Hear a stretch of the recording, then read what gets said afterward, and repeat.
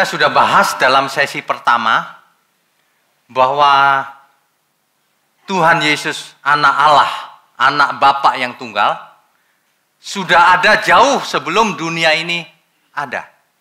Istilahnya praeksistensi. Dan hal itu dikatakan sendiri oleh Tuhan Yesus. Bahkan secara tidak langsung Tuhan berkata, akulah Elohimnya Israel. Akulah Yahweh, seolah-olah begitu. Kita sudah bahas di sesi pertama ya. Pertanyaannya kembali ke pertanyaan utama. Tapi apakah benar Yesus itu hadir secara fisik di perjanjian lama? Apa benar demikian? Meskipun Bapa tidak secara langsung berbicara kepada umat, tetapi Bapa disebut-sebut dalam perjanjian lama memang. Contohnya Kejadian 1 ayat 26. Berfirmanlah Allah, berfirmanlah Elohim, baiklah kita menjadikan manusia menurut gambar dan rupa kita. Nah, kita di situ, kita sudah mengerti sekarang. Kita di situ, Bapak dan Anak. Sudah jelas tuh. Tentu saja melalui roh Bapak juga roh kudus. Karena roh Allah melayang-layang kan. Oke. Nah, dalam Kejadian 11 ayat 7, contoh lain. Kejadian 11 ayat 7. Baiklah kita turun dan mengacau balaukan di sana bahasa mereka. Ini ketika pembangunan menara Babel ya. Baiklah kita turun. Kita itu Bapak dan Anak. Tentu saja yang mengacaukan adalah Anak. Yang melaksanakan kehendak Bapak. Yang mengacaukan bahasa mereka itu Anak pasti. Ya, karena pelaksananya adalah Allah Anak atau Tuhan kita. Nah, dengan demikian kita tahu bahwa anaklah, anak tunggal Bapa itu yang selalu melaksanakan kemana-mana. Ya, bersama Bapa, dalam pengarahan Bapa. Dan Yesus selalu melakukan kehendak Bapaknya. Tidak pernah melakukan agendanya sendiri. Yesus tidak punya agenda sendiri, tidak punya rencana sendiri. Rencana Tuhan Yesus ya rencana Bapaknya. Kita baca Yohanes 4 ayat 34. Kata Yesus kepada mereka, makananku ialah melakukan kehendak Dia yang mengutus aku dan menyelesaikan pekerjaannya. Ayat ini bukan hanya untuk perjanjian baru. Ketika perjanjian lama Tuhan selalu melakukan kehendak Bapaknya juga. Ya, selalu. Yohanes 10 ayat 30. Aku dan Bapa adalah satu. Satu apa maksudnya? Satu visi, satu keluarga, satu rencana, satu kehendak, dan seterusnya. Satu kodrat, ya, satu natur, sama-sama dalam keluarga Elohim. Nah itu, satu hakikat, sama-sama hakikatnya Elohim.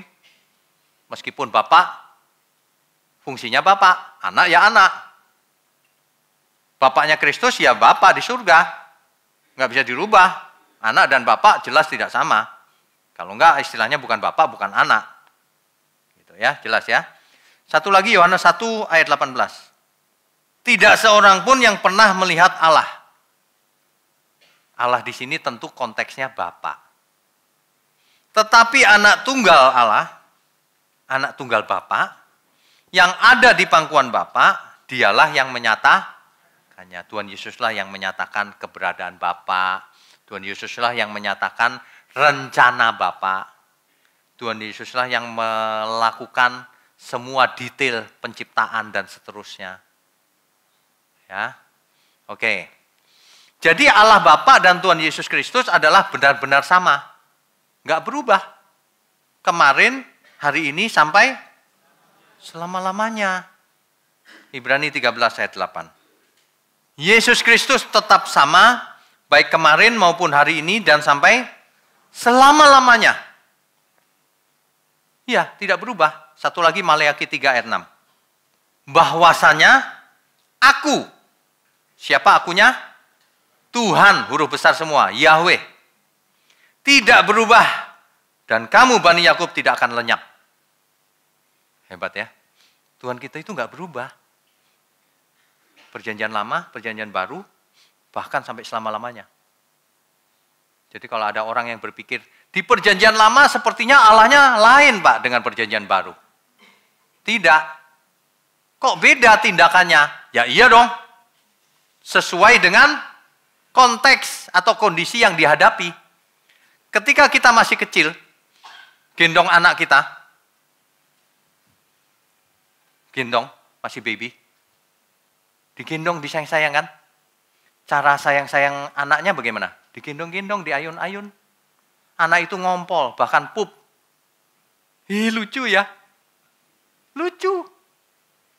Ketika masih udah besar, umur 20 tahun, kita tetap sayang dong sama anak kita. Nggak berubah sayang kita. Sini nak, aku gendong nak. Udah digendong ngompol lagi. Buanting kau. Udah gede bukannya makin dewasa, masih ngompol terus. Nah, gitu. Jadi bukan kitanya yang berubah, bukan Tuhannya yang berubah. Karena memang situasinya berubah. Sama dengan Tuhan memberikan Roh Kudus yang sama loh sama kita semua. Sama, nggak ada beda. Roh Kudus yang sama. Kenapa yang seorang kok diberkatinya lebih seolah-olah? Yang seorang kok kurang diberkati? Apa yang salah? Roh Kudusnya memang beda. Yang satu Roh Kudusnya kurus. Enggak, sama. Respon orang itu yang beda-beda. Enggak maksudnya ya. Seperti orang tua punya anak banyak. Sama enggak perlakuannya? Harusnya sama. Tapi bisa beda loh, Bu. Misalnya nih, salah satu itu membanggakan orang tuanya. Yang ini narkobaan nih. Sama enggak digendong-gendongnya sama? Dipuji-pujinya sama, dia anakku. Enggak. Ini loh anakku yang kukasihi. Beda kan? Sama Bapak di surga enggak selalu ngomong ini anakku yang kukasihi. Enggak. Salah satunya Tuhan Yesus yang dikatakan ini anak yang kukasihi. Makanya kita harus seperti Tuhan Yesus. Supaya Bapa di surga juga ini anak-anak yang kukasihi. Amin ya. Kenapa nggak sama? Pilih kasih. Bukan. Manusianya yang nggak bisa dipercaya. Kalau manusia bisa dipercaya sama kasihnya Tuhan. Sama perjanjian lama. Manusia masih berdosa. Levelnya masih Taurat. Ya sudah begitulah caranya. Perjanjian baru levelnya harus sempurna. Level perjanjian baru. Disesuaikan. Tetapi Tuhan itu adil. Yang diberi banyak dituntut banyak. Perjanjian baru diberi banyak. Diberi apa Pak? Ditebus dosanya. Diberi Roh Kudus. Dikasih firman yang sudah lengkap. Disertai dalam segala hal untuk mendatangkan kebaikan. Dituntut sempurna. Kau akan mengusir setan demi namaku. Dikasih banyak hal perjanjian baru. Kita semua. Maka kita harus sempurna. Amin.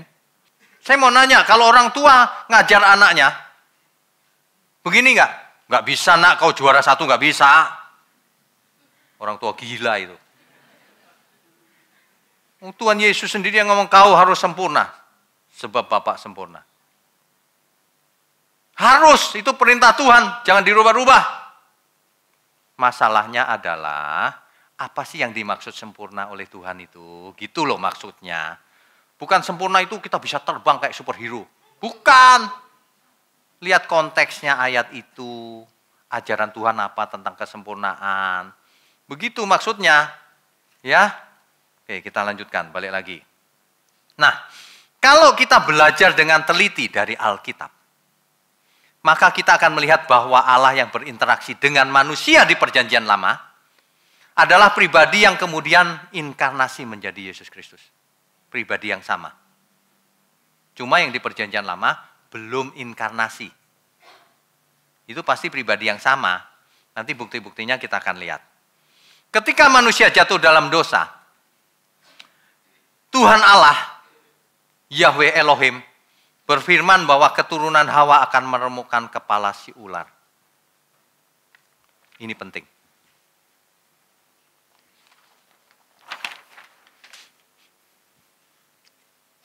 Ini sangat penting.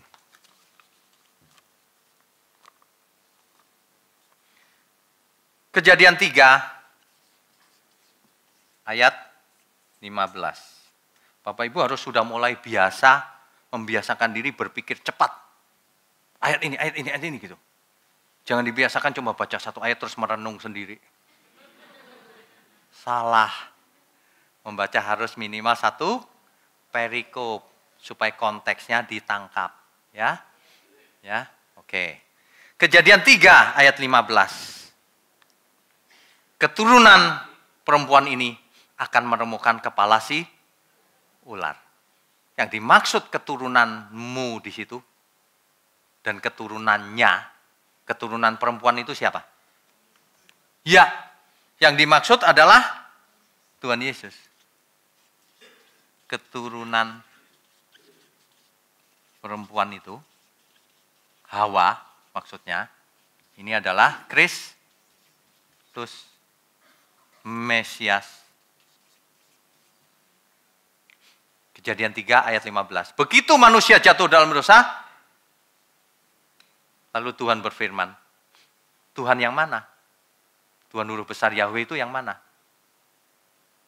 Enggak ada yang lain, bukan Bapak yang maju. Tuhan Yesus sendiri loh yang maju sebenarnya. Tuhan akan ngomong, nanti akan ada Mesias. Sebenarnya dirinya sendiri yang akan datang. Hebat sekali loh. Hebat banget itu, bahwa dirinya sendiri yang kasih tahu, nanti aku yang akan meremukkan kepala si ular. Ya, Kejadian 3 ayat 15 itu. Lalu, dalam Kejadian 9 ayat 26, kalau dibaca, Allah berkenan terhadap keturunan Sem. Keturunan Sem. Allah berkenan di tenda-tenda keturunan Sem. Sem. Bapak Ibu perlu tahu, Sem, itulah makanya ada bangsa Semitik. Semitik itu bangsa-bangsa Timur Tengah. Sem. Allah berkenan pada keturunan Sem. Tapi keturunan yang mana? Karena banyak kan bangsa-bangsa di Timur Tengah. Yang mana? Nah, itu dia. Yang mana?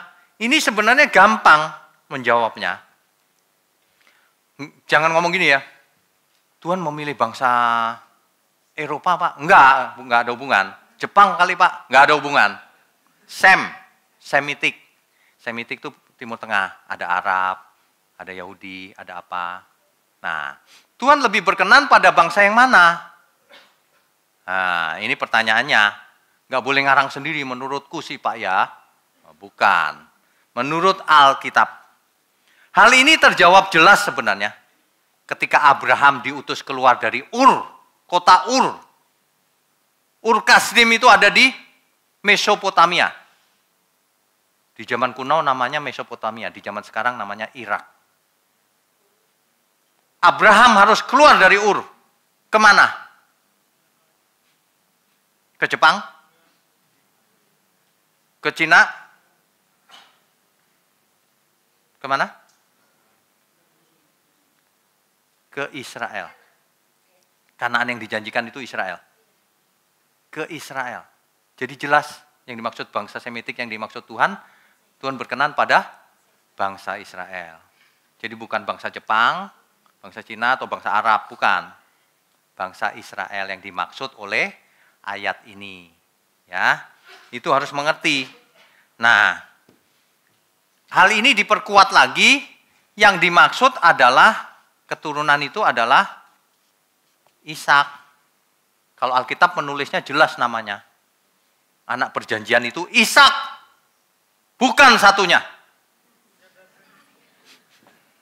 Ishak. Clear. Enggak pakai interpretasi. Kalau Alkitab itu jelas Ishak. Karena itu hal penting, pasti ditulis jelas. Hal penting nggak ditulis, nggak mungkin kalau Alkitab ditulis jelas. Kecuali nggak penting, kalau nggak penting nggak ditulis. Ya, jelas ya? Oke, nah dari sanalah keselamatan datang. Hal itu ditekankan sekali lagi dengan jelas oleh Tuhan Yesus. Kalau Tuhan yang ngomong, tidak mungkin salah. Yohanes 4 ayat 22. Kamu menyembah apa yang tidak kamu kenal, kami menyembah apa yang kami kenal. Sebab keselamatan datang dari bangsa Yahudi. Kalau Tuhan Yesus yang ngomong jelas. Jelas lagi nih ngomongnya. Keselamatan datang dari bangsa Yahudi. Bukan dari bangsa lain. Maksudnya apa? Mesias lahir dari bangsa Yahudi. Nanti kalau kita pelajari lebih lengkap, jelas itu. Suku Yehuda, dan seterusnya, dan seterusnya. Itu nanti seminar khusus saja. Ya. Tapi keselamatan datang dari bangsa yang dimaksud Semitik ini, Yahudi.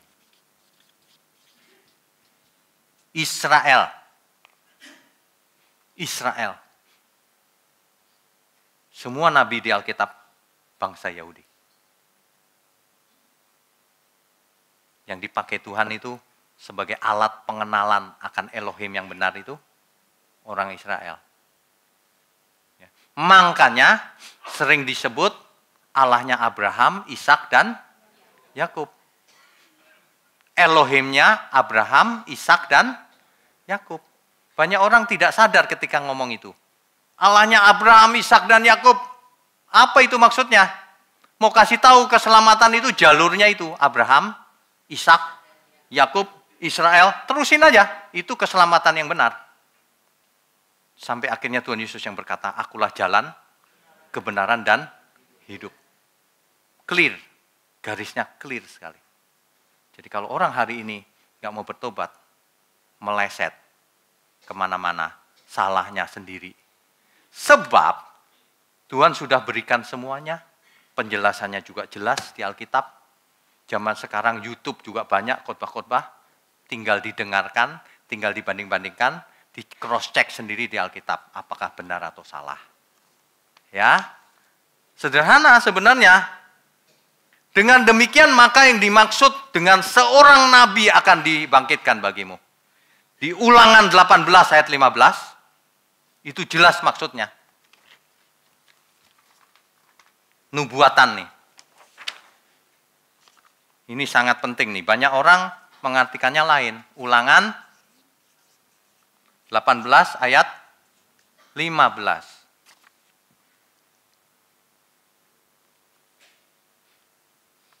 Seorang nabi dari tengah-tengahmu, dari antara saudara-saudaramu, sama seperti aku, akan dibangkitkan bagimu oleh Tuhan Allahmu, dialah yang harus kamu dengar. Perhatikan baik-baik kalimat ini. Ada orang yang mengartikan ini nabinya bukan dari Israel nih, dari tempat lain, gitu kan? Nah, coba kita berpikir, sederhana saja. Seorang nabi dari tengah-tengahmu. Yang dimaksud tengah-tengah itu siapa? Musa lagi ngomong sama siapa? Musa gak ada urusan sama bangsa lain. Dari tengah-tengahmu. Dari antara saudara-saudaramu. Saudaramu siapa? Israel. Ada berapa suku? 12 suku. Dari antara mereka akan dibangkitkan seorang nabi yang seperti aku. Seperti aku, orang Israel. Bukan orang Jepang atau orang mana. Ya, itu jelas sekali. Akan dibangkitkan bagimu dari antara saudara-saudaramu. Saudaranya mereka siapa? 12 suku Israel. Betul kan? Dengarkanlah dia. Nah, ini yang penting. Dengerin dia ya. Dialah jalan kebenaran dan hidup. Dialah yang lurus, bukan yang bengkok. Ya, banyak orang kalau nggak mau dengar firman ini, tunggu tanggal matinya. Kita semua pasti mati loh. Hidup cuma sekali, kalau nggak mencari keselamatan, mencari apa? Amin ya. Ya kalau orang ngotot-ngotot menang, ya silahkan menang. Menangmu pun cuma 10 tahun, 20 tahun. Belum tentu, jangan-jangan nanti malam kau mati. Iya, mendingan kita belajar kebenaran. Jadi bukan dari bangsa lain, ini yang dimaksud bangsa Israel. Ya, sederhana itu mah. Kristus menampilkan dirinya dalam banyak kesempatan sebagai Malah Yahweh. Ini yang dimaksud Israel, bukan bangsa lain. Nah, sekarang cerita lain. Tuhan Yesus sering tampil disebut Malah Yahweh. Di Alkitab kita disebut malaikat Tuhannya huruf besar. Ini masalah. Sebutan malaikat menyebabkan, karena bahasa Indonesia kan, sebutan malaikat menyebabkan, atau bahasa Inggrisnya angel, menyebabkan orang berpikiran punya sayap, terbang. Jadi malaikat Tuhan seolah-olah malaikat biasa, pengertian orang. Padahal, teks aslinya bukan itu. Ini Malak. Ini YHWH. Yahweh. Malak Yahweh. Malak artinya utusan. Yang diutus. Messenger. The sent one. Yang diutus. Yang diutus siapa? Yang diutus oleh Bapa. Malah Yahweh. Ingat, kata-kata Yahweh sesuai konteksnya. Nama Yahweh adalah nama korporat, nama keluarga, nama kesatuan, nama lembaga ilahi. Dalam hal ini, Malah Yahweh, Yahwehnya siapa? Utusan lembaga Elohim, utusan Yahweh, lebih tepatnya utusan Bapa. Inilah Tuhan Yesus sering muncul disebut malaikat Tuhan di Alkitab. Ya. Contohnya Kejadian 16 ayat 7. Lalu malaikat Tuhan di sini Malak Yahweh. Lalu Malak Yahweh, atau kalau mau diterjemahkan sederhana begini. Lalu utusan Yahweh menjumpai Hagar dekat suatu mata air di padang gurun, yakni dekat mata air di jalan ke Syur. Nah, malaikat Tuhan yang tampil ini siapa? Tidak mungkin Bapa di surga. Pribadinya pasti Tuhan Yesus atau Kristus, sudah pasti sebelum inkarnasi. Sebab tidak seorang pun melihat Bapa. Tuhan Yesus yang kasih tahu. Gak pernah ada orang melihat Bapa sekalipun. Kata Tuhan Yesus loh. Tuhan ngomongnya di perjanjian baru itu. Jadi yang lewat-lewat tuh gak pernah ada yang melihat Bapa. Melihat siapa? Yang melihat Tuhan Yesus. Ya. Nah, inilah yang terjadi di seluruh Alkitab Perjanjian Lama. Kemudian Hagar menamakan Tuhan yang telah berfirman kepadanya. Tadi ngomongnya malaikat Tuhan loh. Di sini menamakan Tuhan yang berjumpa padanya. Jadi istilah Malah Yahweh atau utusan Yahweh ini Yahweh sendiri sebenarnya. Kalau kita sudah mengerti, oh rupanya utusan Yahweh itu anggota dari Yahweh sendiri yang turun. Yaitu Sang Anak. Gitu. Makanya orang nggak berhasil mengerti karena tidak mengerti Tritunggal. Ya, Yahweh sendiri yang turun, makanya di ayat 13 dikatakan begitu. Kemudian Hagar menamakan Yahweh yang telah berfirman kepadanya itu. Tadi bukan Yahweh, tadi malaikat Yahweh. Berarti malaikat Yahweh itu maksudnya Yahweh sendiri gitu loh maksudnya. Utusan Yahweh dengan sebutan engkaulah El Roy. Engkaulah El Roy. Jadi kalau Bapak Ibu ketemu dengan istilah El itu kan bentuk tunggal ya. El Roy, El Shaddai, El, banyak El yang lain. Itu adalah gelar atau sebutan daripada Tuhan Yesus. Di perjanjian lama. Sebutan bagi Yahweh yang muncul di depan manusia. Sebagian dalam sebagian Yahweh, sebagian disebut malah Yahweh. Sama aja. Ada lagi yang muncul sebagai Melkisedek. Tuhan Yesus muncul loh, belum inkarnasi. Bentuknya manusia loh. Mengambil rupa manusia. Tapi belum berinkarnasi. Kok bisa? Ya balik bertanya saya. Emang nggak bisa? Saya nggak mau jawab. Emang nggak bisa Tuhan Yesus? Mau menciptakan aja bisa kok. Pakai dong logika yang sehat.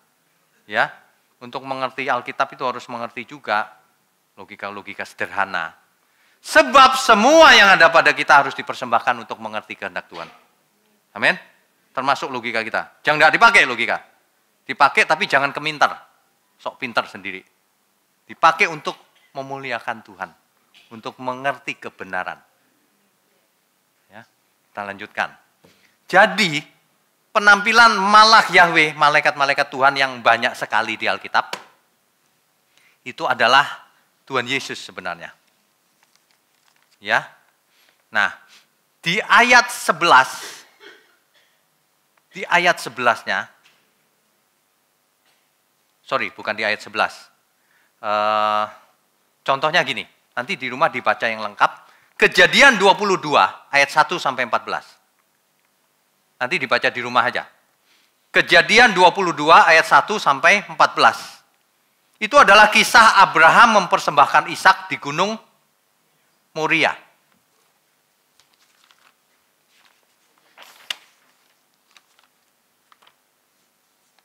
Kejadian 22 ayat 1 sampai 14. Ini adalah Abraham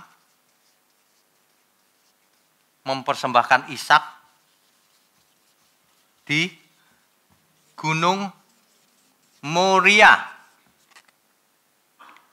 Gunung Moria inilah yang suatu hari kemudian menjadi kota Yerusalem.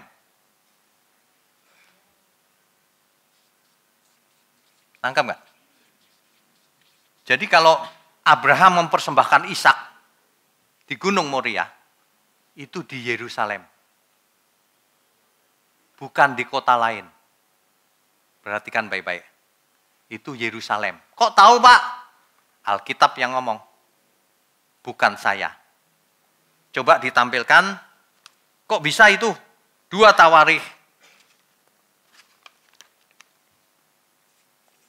2 Tawarikh 3 ayat 1. Salomo mulai mendirikan rumah Tuhan di Yerusalem, di Gunung Moria.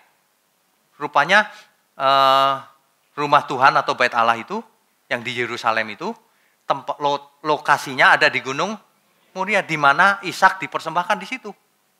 Itu lokasi yang sama itu yang jadi Bait Allah itu.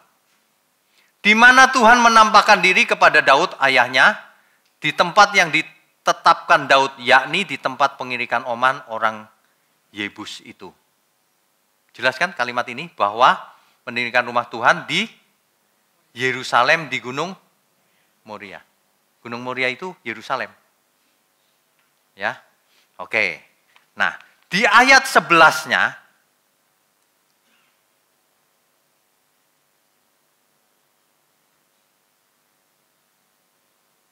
malah Yahweh tampil mencegah Abraham untuk membunuh anaknya.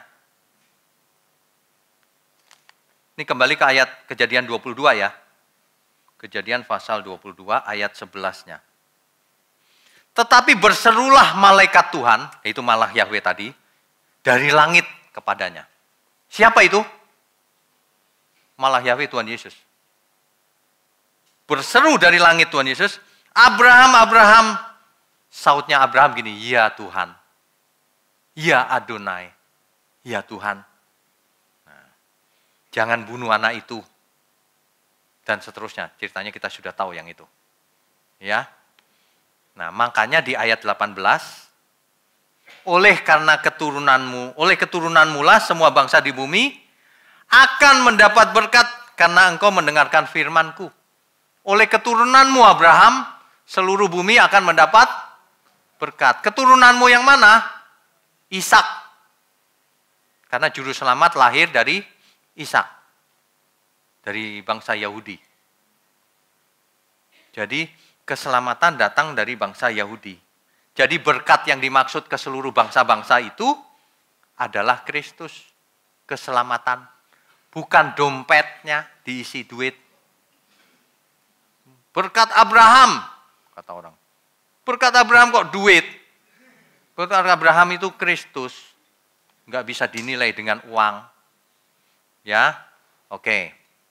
Di Alkitab ada 214 kata malah. 214 kata malah atau malaikat. Tetapi hanya sepertiganya yang menampilkan Kristus. Yang dimaksud, kan malaikat ada malaikat biasa, ada malaikat Tuhan tadi, malaikat Yahweh. Ada malaikat biasa yang bersayap dan sebagainya. Ada yang utusan Yahweh. Utusan Yahweh inilah Kristus. Sepertiga dari 214, sekitar berapa itu ya? 70-an ya. 70-an ada kata malah Yahweh. Itulah Kristus yang tampil di perjanjian lama. Sebutannya kalau dalam bahasa teologi, Kristofani. Penampilan Kristus di perjanjian lama. Kristofani namanya. Jadi kita mesti ingat bahwa Yahweh adalah nama korporat. Nama Elohim, nama pribadi Elohim. Namanya adalah Yahweh. Sedangkan malah Yahweh adalah Kristus sendiri. Sebagai salah satu pribadi dalam Elohim itu. Oke, kita lanjutkan. Ini agak teknis memang hari ini. Udah gitu ayatnya banyak lagi ya. Bertahan sebentar lagi. Jangan ngantuk dulu ya. Demikian juga ketika malah Yahweh menampakkan diri kepada Musa di dalam nyala api. Ingat gak? Musa di padang pasir, ketika itu dia melihat ada api tapi nggak membakar. Wah, itu siapa itu? Perhatikan sebutan malah Yahweh disamakan dengan Yahweh sendiri di situ. Kadang-kadang disebut malah Yahweh, kadang-kadang disebut Yahweh. Ya artinya malah Yahweh itu Yahweh sendiri, gitu aja. Itu jelas sekali tuh. Nah, yang menemui ibunya Samson, ya, istri daripada Manoah, itu siapa? Itu malah Yahweh. Coba aja baca. Dan penampilan banyak sekali di Alkitab. Kadang-kadang disebut malah Yahweh, kadang-kadang disebut Yahweh saja, kadang-kadang Melkisedek, ya, kadang-kadang berupa 3 orang malaikat yang ketemu dengan siapa? Abraham. 3 orang malaikat, satunya siapa itu? Malah Yahweh. Yang 2 lagi malaikat biasa. Ya. Ketika ada 3 malaikat juga menemui Lot, satunya malah Yahweh. Yang 2 malaikat biasa yang menyertai malah Yahweh. Tampilnya sebagai manusia atau sebagai roh ngambang? Sebagai manusia. Padahal belum inkarnasi. Kok bisa? Emangnya nggak bisa? Kadang-kadang orang pertanyaannya lucu-lucu. Kok bisa? Kalau Tuhan yang maha tinggi menciptakan dari yang tidak ada menjadi ada, yang selain itu kecil, lebih gampang. Nah, sekarang kita masuk ke satu persatu apa kata ayat-ayat perjanjian baru tentang Kristus di perjanjian lama. Jadi ini bukan interpretasi kita tinggal baca ayatnya saja. Ya. Oke. Kita baca 1 Korintus 10 ayat 1 sampai 4. Aku mau supaya kamu mengetahui, saudara-saudara, bahwa nenek moyang kita semua berada di bawah perlindungan awan dan bahwa mereka semua telah melintasi laut. Ayat 2. Untuk menjadi pengikut Musa, mereka semua telah dibaptis dalam awan dan dalam laut. 3. Mereka semua makan makanan rohani yang sama. Ayat 4. Dan mereka semua minum minuman rohani yang sama. Sebab mereka minum dari batu karang rohani yang mengikuti mereka. Dan batu karang itu ialah Kristus. Ngerti maksudnya? Jadi Rasul Paulus menulis surat Korintus kepada jemaat di Korintus, Paulus menjelaskan dulu yang memimpin bangsa Israel keluar dari Mesir itu, yang ada tiang awan, yang ada laut terbelah, ya, itu yang memimpin itu Kristus. Jelas? Kalau ada orang nggak setuju, emang kau lebih pintar dari Paulus. Kamu itu nothing. Biar doktor teologi kalau melawan Alkitab, nothing. Itu yang memimpin bangsa Israel itu adalah Kristus. Ini yang ngomong Rasul Paulus. Ya. Oke, yang lain. Ibrani 11 ayat 26. Ia menganggap penghinaan karena Kristus sebagai kekayaan yang lebih besar daripada semua harta Mesir. Sebab pandangannya ia arahkan kepada upah. Ini siapa ini? Ia menganggap ini. Ya. Di ayat-ayat sebelumnya jelas. Musa. Ini zamannya Musa loh yang diomongin ini. Musa menganggap bahwa penghinaan karena Kristus sebagai kekayaan yang lebih besar daripada semua harta di Mesir. Nangkep ya maksudnya ya? Musa ini yang ngomong. Ibrani, penulis Ibrani tidak tahu siapa, kemungkinan besar Paulus. Tapi yang jelas itu orang Ibrani. Ya. Penulis Ibrani berkata bahwa penderitaan karena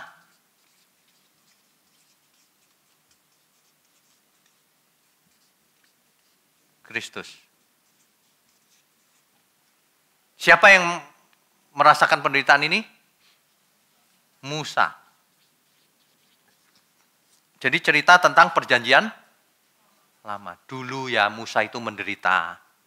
Tapi Musa mengerti bahwa penderitaan karena Kristus ini, memimpin Israel keluar ini, itu karena Kristus. Itu enggak ada, itu lebih besar dibanding harta di Mesir, seluruh harta di Mesir. Gitu loh. Jelas kan? Jadi bukan interpretasi kita. Ini interpretasi siapa itu Ibrani? Bisa jadi itu Paulus juga. Penulis Ibrani. Ya. Yudas 5.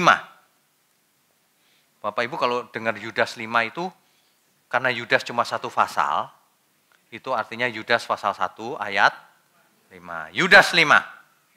Tetapi sekalipun kamu telah mengetahui semuanya itu dan tidak meragukannya lagi, aku ingin mengingatkan kamu bahwa memang Tuhan menyelamatkan umatnya dari tanah Mesir. Namun sekali lagi membinasakan mereka yang tidak percaya. Oh itu kan Tuhan Pak, bukan Kristus. Yang dimaksud Tuhan di sini siapa?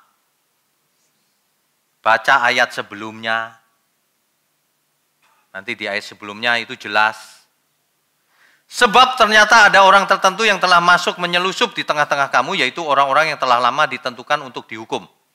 Mereka adalah orang-orang yang fasik yang menyalahgunakan kasih karunia Allah kita untuk melampiaskan hawa nafsu mereka. Dan yang menyangkal satu-satunya penguasa dan Tuhan kita, Yesus Kristus. Yang dimaksud Tuhan di sini adalah Kristus.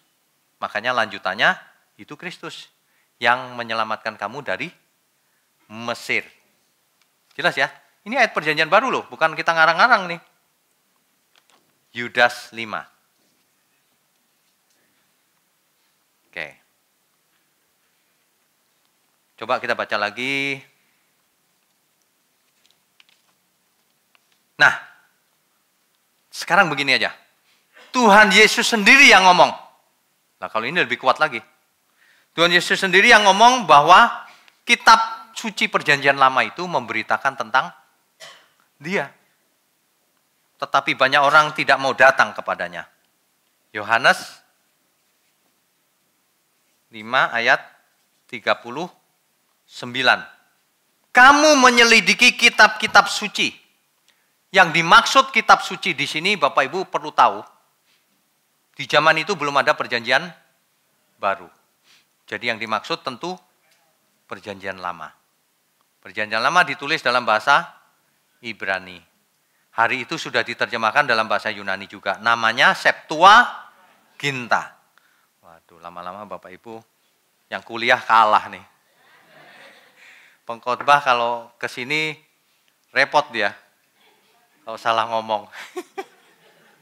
Bapak Ibu meskipun bukan mahasiswa teologi, sebenarnya ini belajar teologi.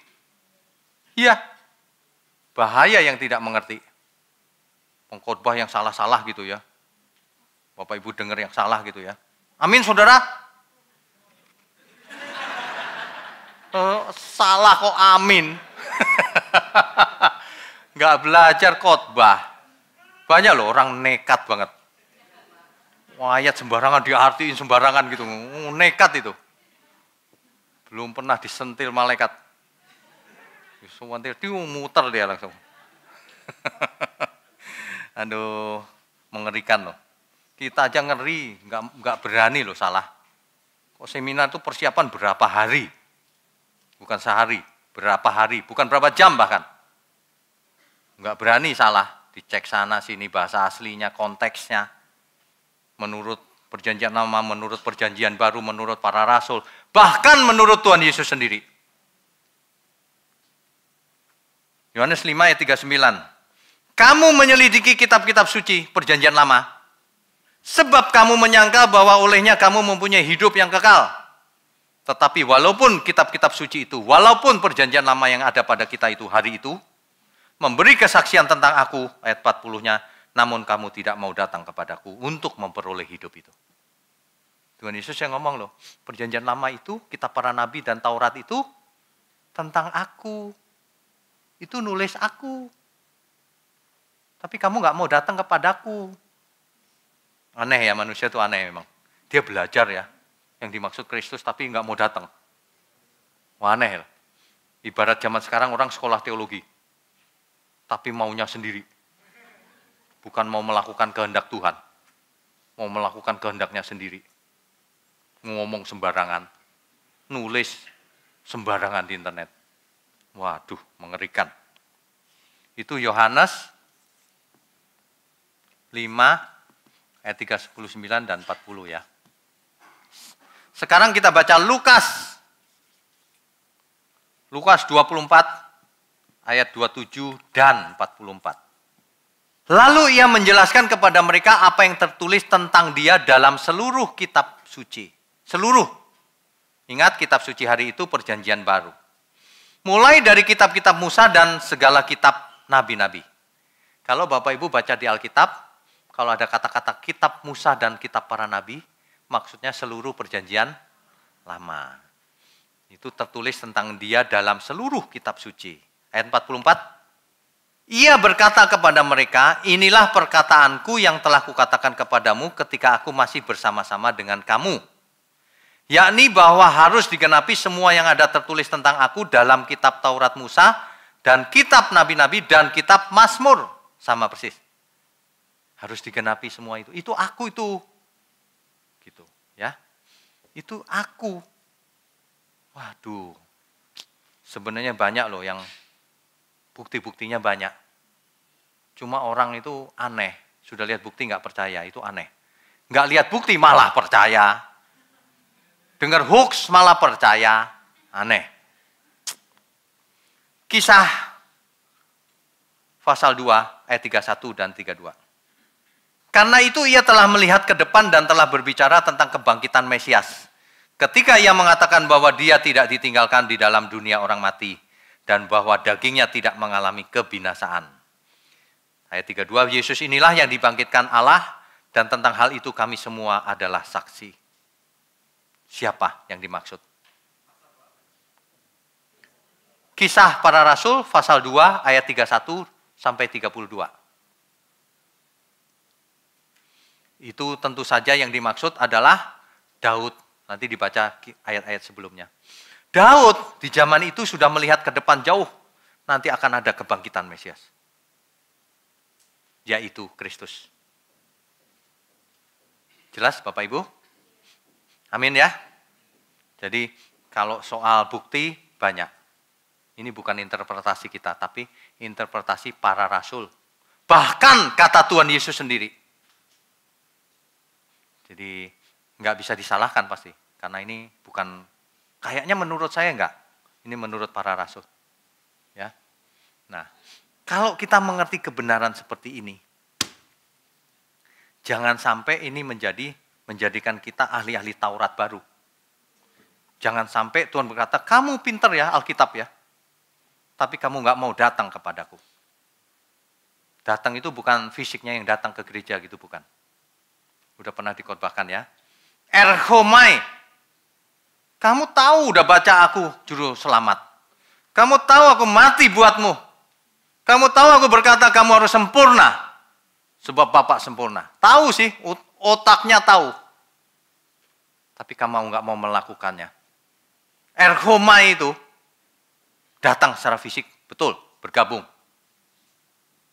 Setelah itu, masuk ke dalamnya. Itu arti erhomai. Masuk ke dalamnya itu artinya, aku mau hidup seperti dia hidup. Aku mau hidup seperti yang Tuhan hidup. Bagaimana Kristus hidup. Bagaimana Kristus berpikir dan berperasaan. Aku mau seperti dia. Itu masuk ke dalamnya. Masuk hidupnya. Yang ketiga, aku mau bertumbuh di dalamnya. Itulah erhomai. Yang diingin. Banyak orang gagal. Kenapa? Karena belajar Alkitab cuma mau menjadi konsumsi pikirannya. Mau menjadi pinter teologinya. Tapi bodoh perasaannya. Sebab perasaan pertobatan harus lengkap. Pikiran, perasaan, dan seluruh keinginan-keinginan kita.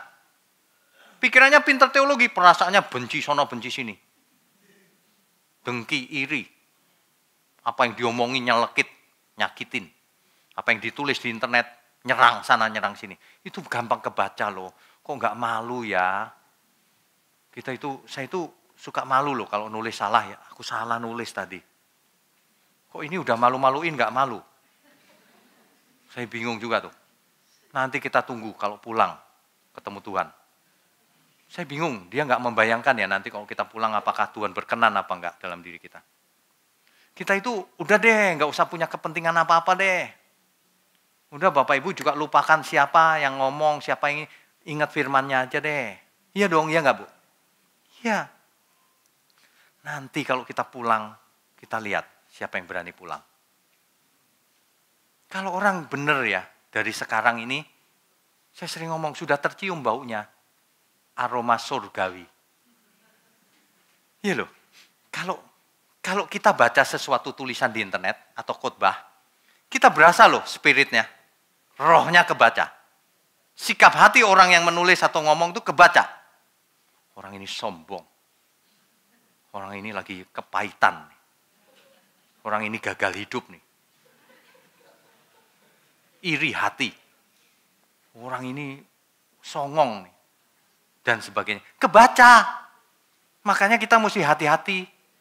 Bicara hati-hati. Nulis hati-hati. Bersikap hati-hati. Kalau salah minta maaf. Amin ya. Hidup ini sebenarnya enak sih. Yang bikin susah itu diri sendiri. Iya. Human error. Yang error manusianya, firmannya sudah benar, Tuhannya sudah benar, rohnya sudah benar, Bapaknya sudah benar. Bayangkan, dia disebut Bapak segala kebenaran.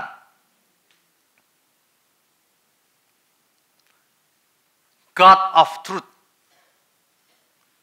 Dia disebut firman kebenaran, sang firman. The word of truth. Rohnya yang tinggal dalam diri kita disebut roh kebenaran. The spirit of truth.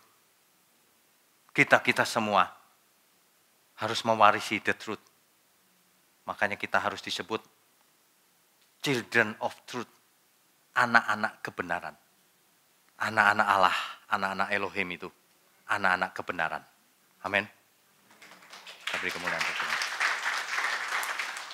Apa saja yang diucapkan kebenaran. Yang dikerjakannya kebenaran. Melakukan kehendak Bapa di surga. Seperti Tuhan Yesus melakukan kehendak Bapaknya.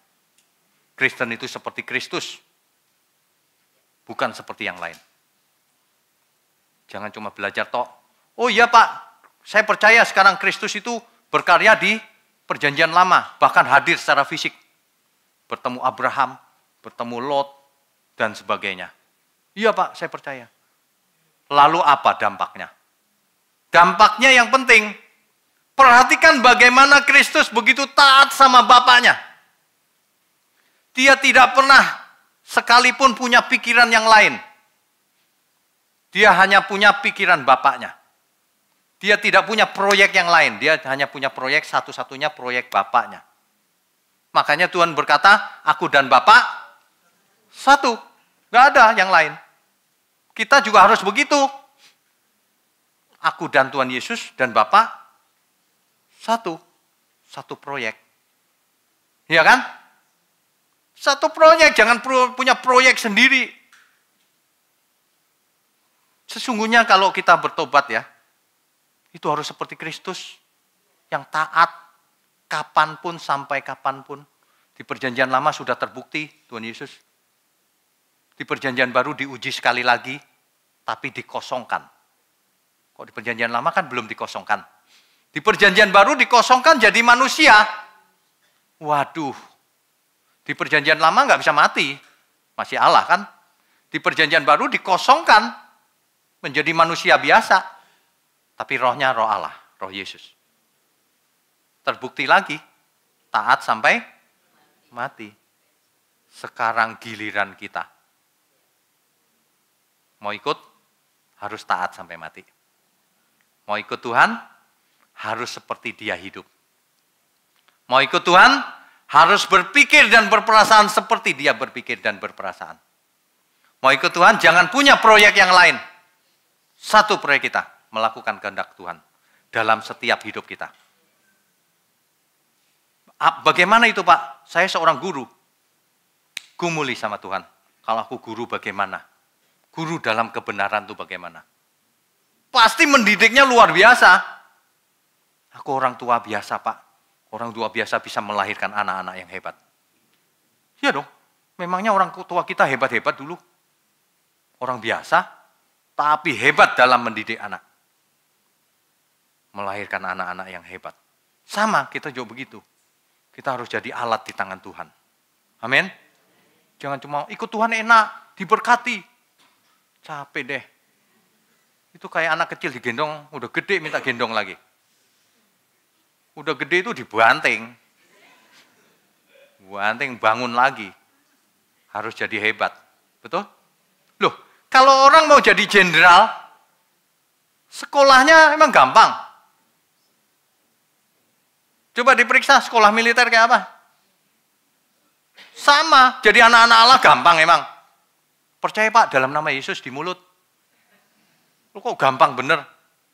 Banting, dihajar. Alkitab berkata dipukul berkali-kali. Supaya jadi anak Allah. Anak Elohim yang Maha Tinggi. Sehingga hidupnya bukan aku lagi. Tapi Kristus yang hidup di dalamku. Kalimat-kalimat itu ya. Itu jelas, clear. Banyak orang tidak memahaminya, tidak menyadarinya bahwa kita harus hidup seperti itu. Makanya banyak orang beragama, pintar ngomong teologi.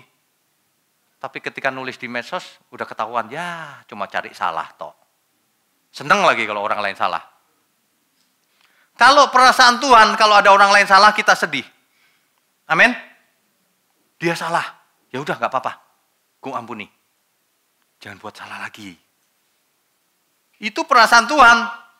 Kalau perasaan setan, dia salah, yes. Kita sikat aja dia.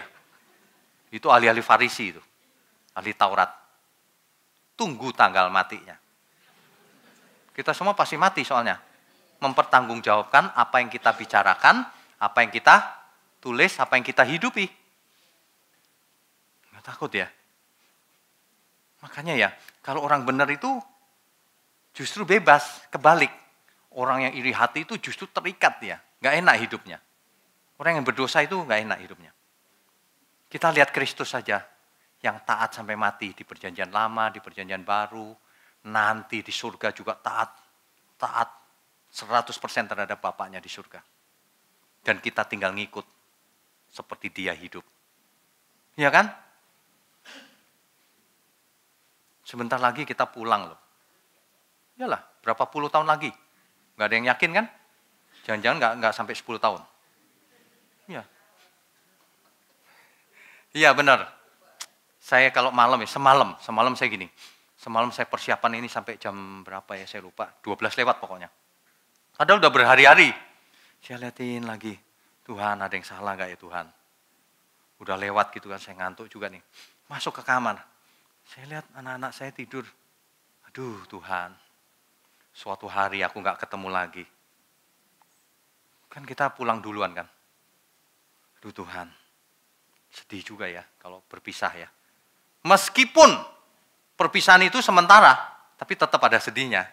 Aduh Tuhan, aku bisa nggak nemenin dia sampai dia dewasa, sampai dia mentas, mengerti kebenaran, baru aku pulang. Makanya saya kalau berdoa minta Tuhan, beri aku umur panjang. Minimal 90.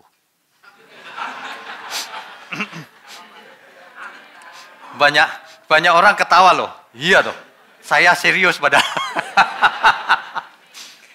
Bapak Ibu kalau mau ikut jaga kesehatan. Kecuali mau pulang duluan ya.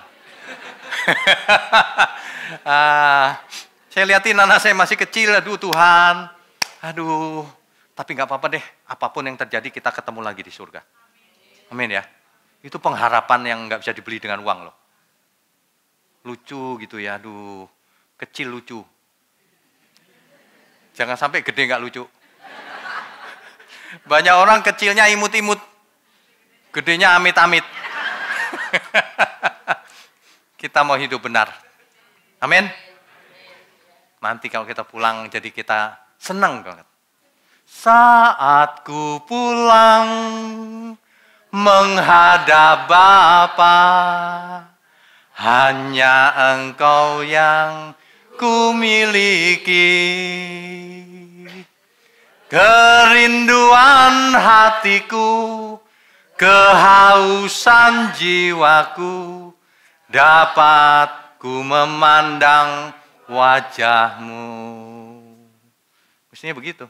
Enak kan jadinya? Kita semua mau bertobat, amin. Mau pulang bareng-bareng. Umur panjang yang sehat. Kalau Bapak Ibu misalnya dipanggil pulang, ya sudah, namanya juga dipanggil kan. Tapi jangan sengaja mau pulang. Oke? Kita mesti tanggung jawab sama hidup kita. Tubuh kita bait Allah. Jangan makan sembarangan. Jangan hidup sembarangan. Jangan bicara sembarangan. Karena semuanya milik Tuhan. Amin.